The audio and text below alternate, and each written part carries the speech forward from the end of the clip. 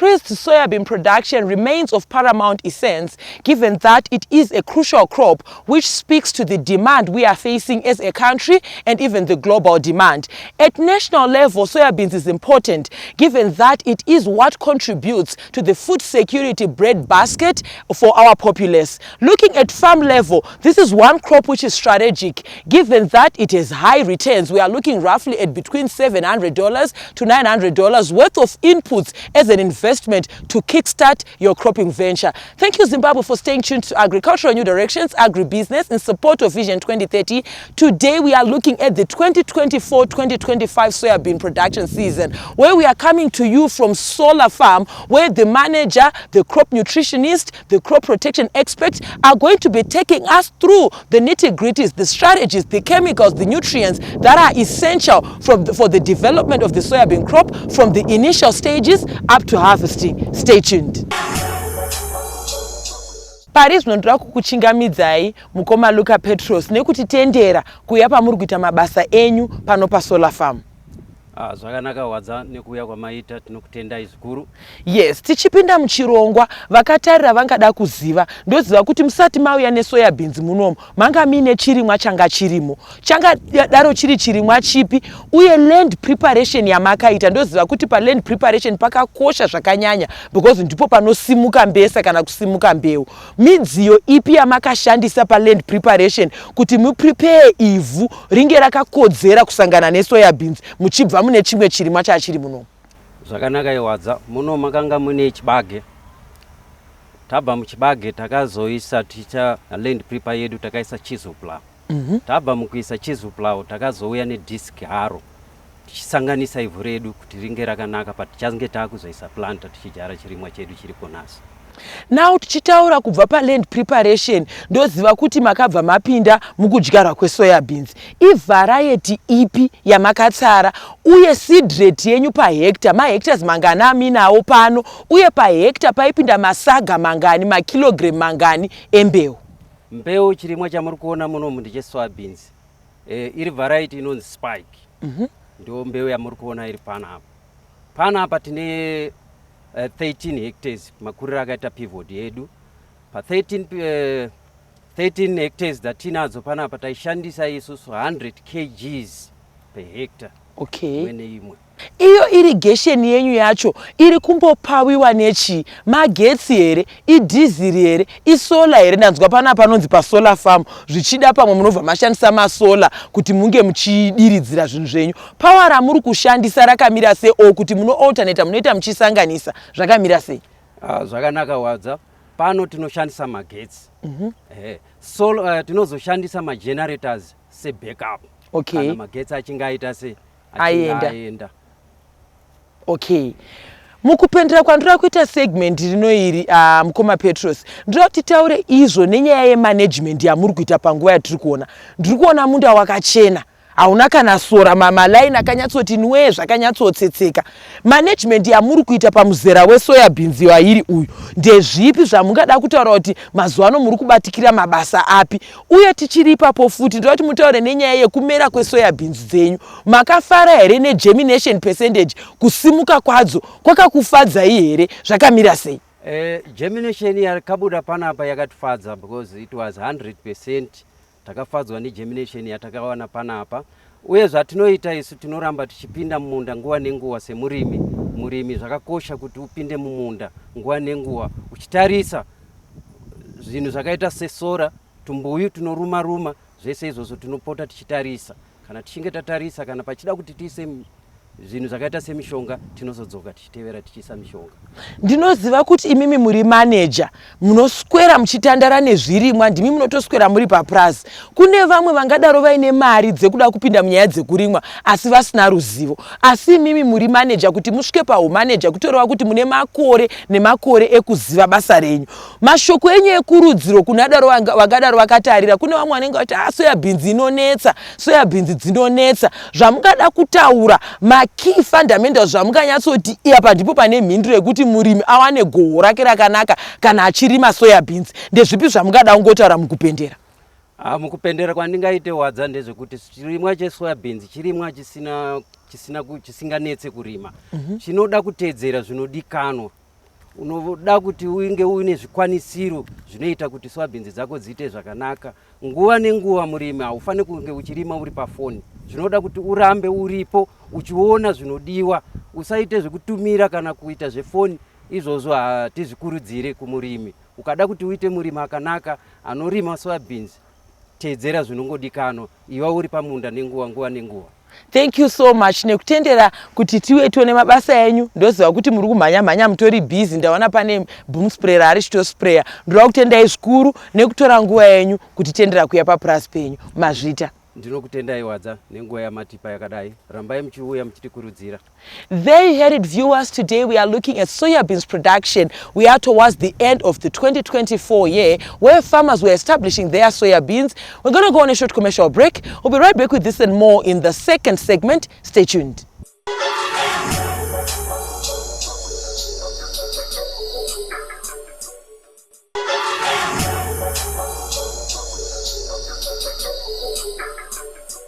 Thank you, Zimbabwe, for staying tuned to Agricultural New Directions, Agribusiness, in support of Vision 2030. Now, we cannot ignore the importance of soybean production here in Zimbabwe. It plays a pivotal role when it comes to the food security basket to make it complete, given the protein content and the byproducts that come as a result of the soybean production. Now, Zimbabwe, we encourage you to be a part of these conversations. Feel free to get in touch with the producer, Wadzanai Manyore, so 0772-807-506. Alternatively, you can like our Facebook page, Agribusiness with Wadzanai. Make a follow-up on this episode and more, and leave your comments and suggestions. They are most welcome to us. Our YouTube channel is Agribusiness with Wadzanai. We are also now available on X, formerly known as Twitter. It's at Agribusiness 110. On LinkedIn, we have a growing, thriving community, and our profile is at Wadzanai Manyore. Now, earlier on from the break, I was joined by the farm manager here at Solar Farm, who was taking us through the nitty-gritties and the strategies that they employed to ensure that their soybean crop gets even to this stage that we are standing in today. But at this point in time, I'm going to divert a little and focus on the crop nutrition, aligning it to soybean production. You would find that in cropping, it is important for a farmer to realize profits and good yields through the use of proper nutrition and incorporating proper manure to ensure that his crop thrives and gives good yields. At this point in time, I've taken the liberty of inviting Elizabeth Musimi. She is with NUTRIMASTER. Liz, thank you so much for joining us today. Thank you for having me, Wadza. Yes. Liz, I want us to look at the soil conditions which support, or the soil types which support lucrative soybean production. Okay, so soya is a very lucrative crop, like you rightly said, and the most important thing is to ensure that before you start, the soil is actually right for the crop that you want to go with. So for soya, you want to make sure that your pH is in the region of 5.5 in calcium chloride, measures in the calcium chloride scale. And then you also want to ensure that it's well drained, because you don't want it to be waterlogged. You know, if you get a lot of rain, you don't want it to be waterlogged, so it also has to be well drained. And then an important component of soybean is it has to have what we call inherent soil fertility. Okay. This is to say that the soil has to have a certain level of fertility. You know, soybean will do very well in a soil that is naturally fertile. When I say naturally fertile, it doesn't necessarily mean that it has to be like that without any fertilizer, but it could mean that, you know, you fertilized the previous crop and the previous crop was well fertilized, such that when you come in with your soybean now, you then have a soil that's already has got nutrients that have been applied in the previous season. That will give you better yields. Okay. It will generally give you a better crop. If you then add the seasonal application of fertilizer, you get a better crop. Now, Liz, I want us to look at inoculation. Is there a difference between soybean germination, or the vigor or the takeoff of a soybean crop that has been inoculated, the seeds have been inoculated, versus those ones that a farmer just decides to say, you know what, from the packet straight to the ground? Let us talk about inoculation and how you can encourage our Zimbabwean farmers to encourage soybean seed inoculation before planting. I would say not inoculating really. As a farmer, you're shooting yourself in the foot. Okay. Because by inoculating, you're helping the crop to do well without that much more additional stuff that you're going to add to it. So by inoculating, you're encouraging nitrogen fixation. So what we're doing here, we're saying soybean is a legume, so it has got the ability to take nitrogen from the atmosphere and fix it and use it for its own growth. Yes. So what we're trying to do with inoculation is to introduce the bacteria that the crop needs to be able to do that. and that's the rhizobium that we keep talking about. So if I am a soybean farmer and I'm not inoculating, I don't know if I'm targeting to grow, to make 3.5 tons, to make 4 tons. Or you are cutting corners. I'm cutting corners, but at the end of the day, I'm really not doing myself any favors. So it's really in the farmer's best interest to actually inoculate. And speaking on inoculation, I think over the years, I think maybe even over the past decade or so, I think people know the rhizobium that comes in sachets, and then you add, I think there's also been masticas like sugar. Then you add sugar, so sanganiswa, so sticker, and then you apply. That's also a good way of doing it. But there's also recent technologies that have come to light, which I think farmers should also know. There are liquid rhizobiums available. They still need to be kept under the right conditions, of course, but they are more effective. When I say effective, I've seen them over the past 3-4 years doing exceptionally well. And what we then normally do with these ones, they come in like a 12-liter box. I think one of them is called Liquick, which you then add in a 12-liter box, and you apply it at a rate of 4 mils per kg of seed. So I hear the farmer here is using 100 kgs of seed per hectare. So that's 400 mils per hectare that they will need for each of to be able to inoculate. The beauty about the Liquick is that you are mixing together 4 different sachets, and you make a mix, and that box will do 3,000 kgs, which is at 100 kgs, which is 30 hectares worth of seed that you have treated. And the results are amazing. I would love for us maybe at the end of the season to come back and maybe just check what the yields will look like, because that is really a testament as to what the product can do.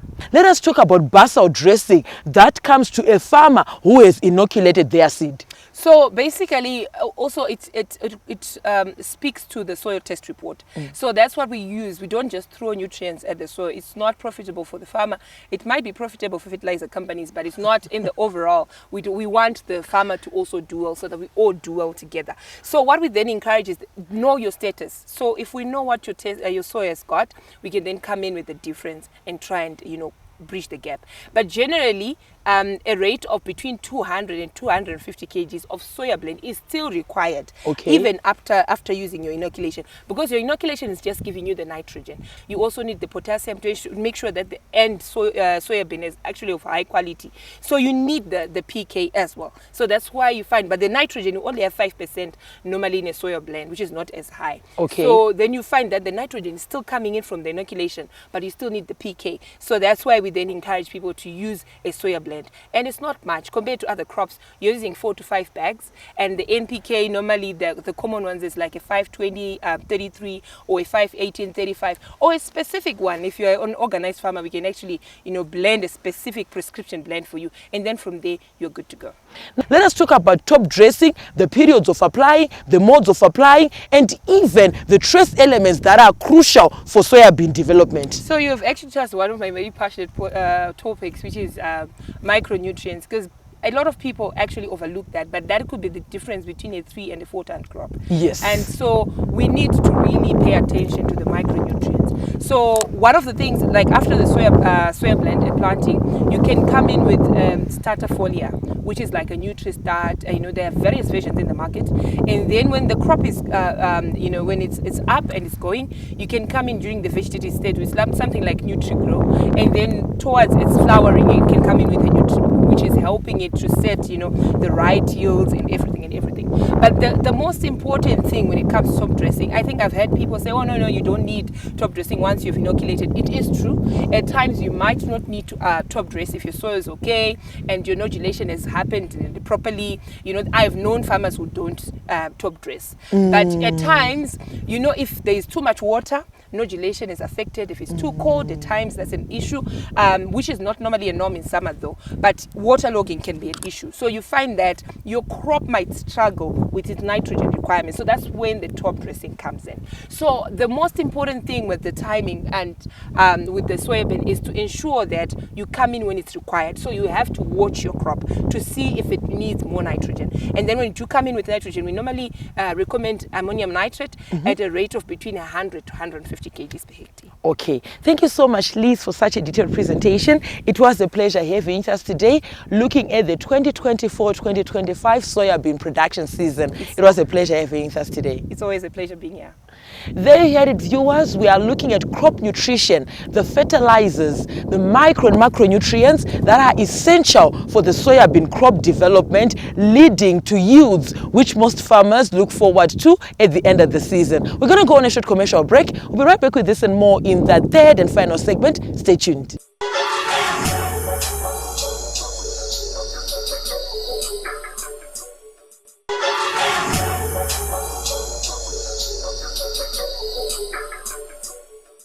Thank you, Zimbabwe, for staying tuned to Agricultural New Directions, Agribusiness, in support of Vision 2030. Today, we are coming to you from Solar Farm, where we are looking at the 2024-2025 soybean production season ahead of harvesting. Most of our Zimbabwean farmers look forward to yields because this is what speaks to profitability and sustainability when it comes to their farming ventures.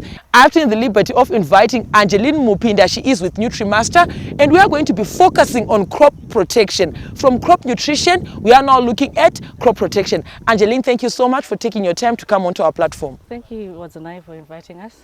Yes. As we get into our discussion, Angeline, I want us to talk about weed management when it comes to cropping. You would find that in this field we are standing in, their weed management is perfect. It's on point. It's spot on. What sort of chemicals would you want to highlight, or the active ingredients in chemicals that you would want to highlight to our audience there at home that are important or essential when it comes to soybean establishment, the pre-emergent one, given this stage of soybean that we are standing in? Thank you, Wadzanai. So we encourage farmers to do a pre-plant cleanup of their land. Glyphosate extra, which you can use at 2 liters per hectare. We've also got glyphosate 70 WGD, which you can also use, which is a granular. You can use at 1 kg per hectare. It will help you clean up your land. And then usually the usual pre-emergent herbicide that we've got S-metolachlor that you can use as well in combination with metribuzin for the broadleaf weeds. We've also figured that there's some farmers in some areas that have problems with wild cucumber. So we've also managed to think of them as well. And in our warehouse, we've got a product called Strong Arm, and we've got Sumimax. Those are pre-emergents as well, which you need to use within 48 hours of planting. Okay, looking at this stage that we are at, ahead of maybe heading towards the vegetative growth, there might be insect pests that might be a menace at this stage. The stem is still very thin, very juicy. It is still developing. Let us look at chemicals that are essential for addressing insect pests or diseases which might affect this soybean crop during its infancy stages. It is still growing, it is still developing, and even the chemicals that you might want to highlight to address or protect your crop from attack. Correct. What we encourage our farmers to do all the time is to scout all the time. You know, when you start to look for curative chemicals, you know, it becomes a problem. You already have a problem. So we want you to come in with products like we've got for leaf eaters and pests. We've got a product called OPTICHEM, which has got emamectin benzoate plus acetamiprid, so that's a double. So you're trying to protect against leaf eaters, worms, cutworms, worms, and aphids. Okay, now looking at the use of chemicals, at times our farmers, they are coming out with their own methods, work studies, after analyzing titrations, after analyzing their farm operations. At times they end up mixing chemicals in one boom spray. Can we talk about that in a snippet? How is it done? How can you tell that these chemicals go hand in glove? They can be in the same boom spray without compromising the effectiveness of another. And let us talk also about the importance of using water, that agent, that sticker. At times our farmers in Zimbabwe just come with their chemical, with that agent. Talk to us in terms of mixing of chemicals, using of that sticker, that agent, that water. What is it like from an agronomic perspective? Thank you, Wadzanai. Usually when we receive our chemicals, the most important thing to do is to look at the label. On the label, right there, it explains that the compatibilities with chemicals. So if the supplier encourages you to use the product on its own, you use the product on its own. They also encourage you that you can add an EC, you can add a certain product in it, so you can therefore do it. So the important thing is to make sure that you've read the label and you've understood, and you know that the products are compatible before you mix them.